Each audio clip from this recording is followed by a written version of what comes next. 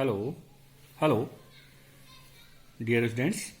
आज हम engineering material के एक अन्य टॉपिक उच्च ताप सह पदार्थ या रिफ्रैक्टिव्स के बारे में डिस्कस करेंगे। ये ऐसे अकार्बनिक पदार्थ होते हैं जो हाई टेम्परेचर पर नरम नहीं पड़ते हैं, न पिघलते हैं और न ही उसकी बनावट में किसी प्रकार का कोई डिफॉर्मेशन या परिवर्तन होता है। तो इस तरह के जो पदार्थ होते हैं वो उच्च ताप से पदार्थ कहलाते हैं। ये जो पदार्थ होते हैं ये करीब करीब हम मान के चलते हैं कि 3,500 डिग्री सेल्सियस टेम्परेचर को सहन करने की क्षमता इनके अंदर होती है। ये पदार्थ सामान्यतः भट्टियों के अंदर आंतरिक अस्तर लगाने, क्रूसिबल बनाने, विभिन्न प्रकार के जो लोह और अलोह धातु कर्म है या विभिन्न प्रकार के मेटल, नॉन मेटल इनको प्राप्त करने के लिए धातु कर्म में काम आते हैं। कांच, सिरेमिक उद्योग, विद्युत उत्पादन, सीमेंट निर्माण और पेट्रोलियम रिफाइनरी में विभिन्न प्रकार की जो फर्नेसेज होती है या भट्टियां होती है उन भट्टियों में आंतरिक अस्तर लगाने के लिए काम में आते हैं।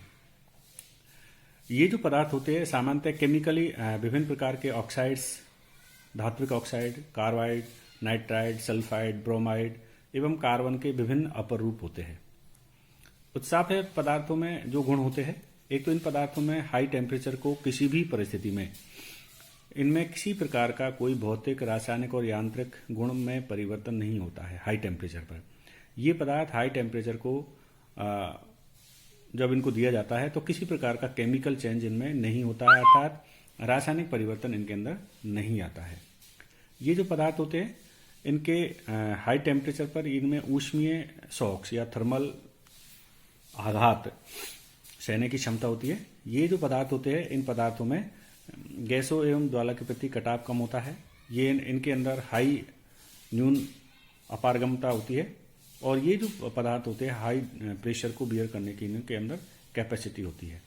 विद्युत के कुचालक होते हैं तथा न्यून तापीय चालकता होती है। ये पदार्थ हाई टेम्परेचर पर आकार और आकृति में इनके अंदर विकृति नहीं आती है और ये यांत्रिक झटके या कोई मैकेनिकल शॉक्स लगता है भट्टियों के अंदर तो उस अवस्था में भी ये एक तरह से स्थिर बने रहते हैं।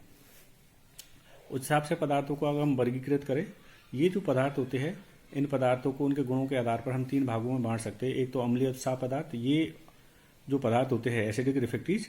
ये एसिडिक रिफ्रैक्टिव सामान्यतः एसिडिक ऑक्साइड्स खास करके जैसे सिलिकॉन डाइऑक्साइड है, एल्यूमिनियम ऑक्साइड है, इनसे मिलकर बनते हैं।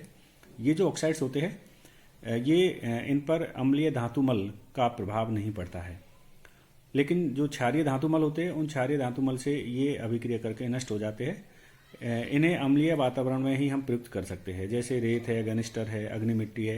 इनसे बने हुए जो भी रिफ्रैक्टिव्स होती है जो कि अम्लीय उत्साप से पदार्थ होते हैं इनका उपयोग केवल हम अम्लीय धातुमल बनते हैं उसी जगह पर उन्हीं भट्टियों में आंतरिक अस्तर के रूप में उपयोग में ला सकते हैं। अब बात है क्षारीय उत्साप से पदार्थ। ये जो पदार्थ होते हैं ये सामान्यतः क्षारीय ऑक्साइडों से बनाए जाते हैं और इन पर भास्मीय जो धातुमल होते हैं उनका कोई प्रभाव नहीं पड़ता, लेकिन अम्लीय धातुमल से ये नष्ट हो जाते हैं, जैसे मैग्नेसाइट है, डोलोमाइट है आदि प्रकार के जो उत्साह से पदार्थ होते हैं वो सामान्यतः क्षारीय प्रकृति के होते हैं। उदासीन उत्साप से पदार्थ, ये पदार्थ न्यूट्रल रिफ्रैक्टिव जिसे हम कहते हैं, ये दुर्बल अम्लीय, दुर्बल क्षारीय पदार्थों से मिलाकर बनाए जाते हैं। इन पदार्थों के अंदर उदासीन, अम्लीय एवं क्षारीय माध्यम में, तीनों ही माध्यम में इनको प्रयुक्त किया जा सकता है, जैसे ग्रेफाइट है, क्रोमाइट है, कार्बोरेंडम है, पोर्सिलीन है आदि इस तरह के एग्जाम्पल हो सकते हैं। इनमें कुछ यहाँ पर हम बात करेंगे कुछ रिफ्रैक्टिव्स के बारे में। यहाँ पर हम बात करें जैसे सिलिका रिफ्रैक्टिव। ये जो रिफ्रैक्टिव होती है उच्च ताप से पदार्थ, ये अम्लीय प्रकार की होती है। इसको बनाने के लिए हम सैंडस्टोन, गैंगस्टर जिनके अंदर SiO2 बहुतायत में होता है, तो ये जो SiO2 है कैल्शियम ऑक्साइड के साथ में मिलाकर इसका निर्माण करते हैं। तो इन दोनों पदार्थों को हम बारीक पीस करके और फिर गारा बना लेते हैं और ब्रिक्स तैयार कर ली जाती है। इन ब्रिक्स को या ईंटों को 24 घंटे हम करीब करीब 1500 डिग्री सेल्सियस टेम्परेचर पर पकाते हैं। तो इस क्रम में जो क्वार्ट्ज होता है SiO2 उसमें निम्न परिवर्तन होते हैं। क्वार्ट्जाइट में परिवर्तित हो जाता है, फिर टाइडाइमाइट में परिवर्तन हो और लास्ट में ये क्रिस्टोबोलाइट में परिवर्तित हो जाता है। इस तरह से ये उच्च ताप से पदार्थ में बहुत न्यून पारगम्यता होती है और इतना एरिया स्क्वायर जो सेंटीमीटर का एरिया है और वो करीब 3.5 किलोग्राम का भार सहन कर सकता है तथा 1600 डिग्री सेल्सियस टेम्परेचर बियर कर सकते हैं। इनका उपयोग हम सामान्यतः खुले तल की भट्टी, कोक भट्टी, विद्युत भट्टी, गैस रिटार्ड एवं एसिडिक कन्वर्टर में इनका उपयोग किया जाता है। अग्निमिट्टी, इस तरह के जो रिफैक्ट्रीज होती है ये भी एक तरह से एसिडिक रिफैक्ट्रीज होती है और इनको बनाने के लिए हम 25% aluminium oxide and 75% silicon dioxide से मिला करके इसका उपयोग किया जाता है। अग्निमिट्टी से हम क्या करते हैं, ईंटें तैयार कर लेते हैं और जिससे कि इसको रोटेटरी किल्न में स्थापित करके पीस लेते हैं और उसके बाद में इसमें अगेन बंधक पदार्थ जैसे कि मोलेसिस मिला करके और इनकी ईंटें तैयार कर ली जाती है और इनको अगेन हम करीब 1400 डिग्री सेल्सियस तक पकाते हैं। तो ये जो रिफैक्ट्री होती है बहुत ज़्यादा कठोर और कुचालक एवं करीब 1500-1600 डिग्री सेल्सियस तक का टेम्परेचर वहन करने वाली होती है। इनका उपयोग सामान्यतः स्टील उद्योग, कांच उद्योग, तावा पीतल उद्योग में और सिरेमिक व पोल्ट्री इंडस्ट्री में इनका उपयोग हम करते हैं। तो इस प्रकार की जो रिफैक्ट्री होती है उपयोग किया जाता है इनका। नेक्स्ट है इसमें जैसे मैग्नेसाइट रिफैक्ट्रीज। मैग्नेसाइट रिफैक्ट्रीज ये बारहवें प्रकार की रिफैक्ट्रीज होती है जो कि मुख्य रूप से मैग्नीशियम कार्बोनेट से बनाई जाती है। मैग्नीशियम कार्बोनेट का जब हम स्थापन करते हैं तो ये मैग्नीशियम कार्बोनेट मैग्नीशियम ऑक्साइड में कन्वर्ट हो जाता है 1700 डिग्री सेल्सियस पर। तो इसमें हम क्या करते हैं, थोड़ा सा आयरन ऑक्साइड मिला करके और मैग्नीसाइट को पीस करके फिर बंधक के साथ मिला करके और इसकी ब्रिक्स तैयार कर लेते हैं और इन ब्रिक्स को 1700 डिग्री से टेम्परेचर पर धीरे धीरे पकाते हैं। तो ये जो ईंटो है ये 2000 डिग्री सेल्सियस तक का टेम्परेचर सहन करने की क्षमता होती है। अगर केमिकल कंपोजिशन का देखें तो मैग्नीशियम ऑक्साइड उस अवस्था में 85% तक होता है, सिलिकॉन डाइऑक्साइड करीब 5-6% होता है और इसमें जो कैल्शियम ऑक्साइड होता है वो करीब 2.5-3% होता है। तो इस तरह से ये जो रिफैक्ट्रीज है इसका उपयोग हम स्टील उद्योग में कर सकते हैं, क्षारीय कन्वर्टर बनाने में कर सकते हैं और ख़ास करके जो सोना, चांदी, प्लेटिनम इस प्रकार के जो मेटल है उनको रिफाइनिंग में के लिए जो भट्टी होती है उनका यूज़ कर सकते हैं आंतरिक स्तर के रूप में। डोलोमाइट रिफैक्ट्रीज, डोलोमाइट जो रिफैक्ट्रीज होती है वो बेसिक रिफैक्ट्रीज होती है और डोलोमाइट जो कि खास करके मैग्नीशियम कार्बोनेट और कैल्शियम कार्बोनेट का मिक्सचर होता है। जब डोलोमाइट को हम निस्तापन करते हैं, उसका कैल्सिनेशन करते हैं, तो इसमें एक तरह से इस प्रक्रिया में क्या होता है कि डोलोमाइट कैल्शियम ऑक्साइड और मैग्नीशियम ऑक्साइड में कन्वर्ट हो जाता है। इसके साथ में हम बंधक पदार्थ मिला करके और पीस करके ईंटें बना लेते हैं और फिर उसको 1500 डिग्री सेल्सियस टेम्परेचर पर पका लेते हैं।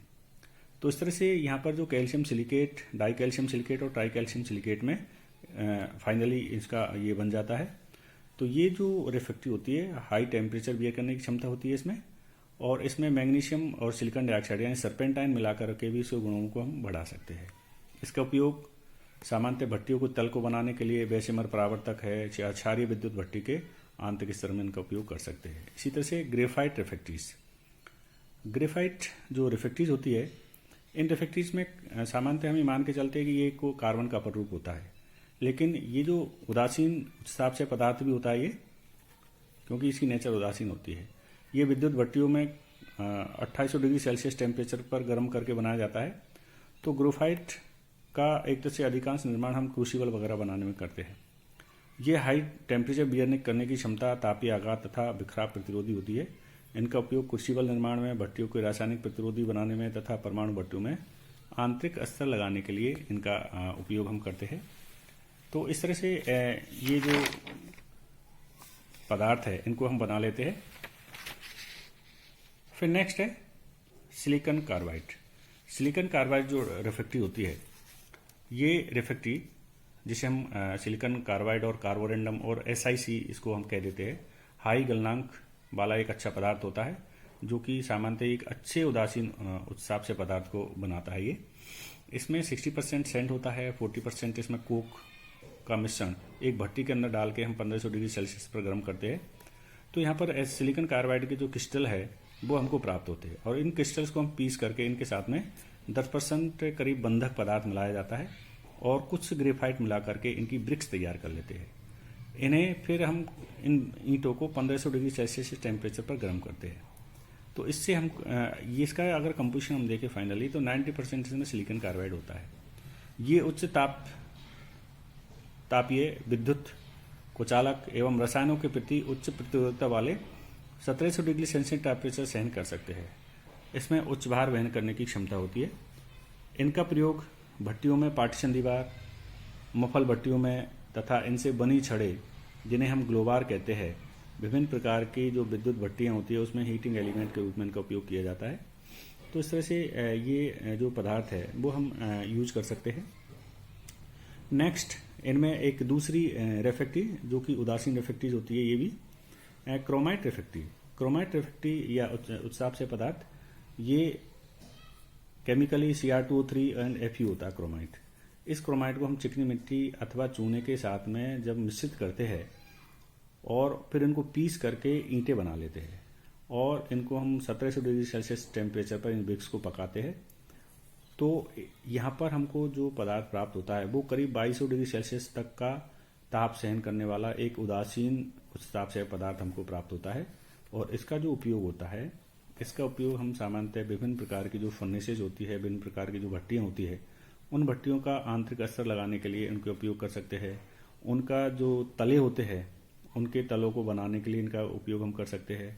तो कुल मिला के बात यह है कि जो रिफ्रेक्टीज होती है वो रिफ्रेक्टीज एक तरह से एक अच्छी क्वालिटी के आंतरिक सह यानी हाई टेम्परेचर सहने वाले पदार्थ होते हैं, जो कि विभिन्न, अगर रिफ्रेक्टीज नहीं हो तो हम विभिन्न प्रकार के जो मेटलर्जिकल जो प्रोसीजर्स है उन प्रोसीजर्स को नहीं कर सकते, क्योंकि आंतरिक स्तर भट्टियों के अंदर चाहे सीमेंट निर्माण करे, चाहे कांच निर्माण करे, चाहे विभिन्न प्रकार के धातु को शुद्ध करे, चाहे हमारे तेल का हम जो पेट्रोलियम पदार्थ है उनको साफ करे, हम विभिन्न प्रकार के जो बिना रेफ्रेक्टिव के किसी भी प्रकार का जो इन पदार्थ है इनको हम बना नहीं सकते, क्योंकि हाई टेम्परेचर को बियर करने के लिए हमको आंतरिक स्तर लगाना पड़ता है।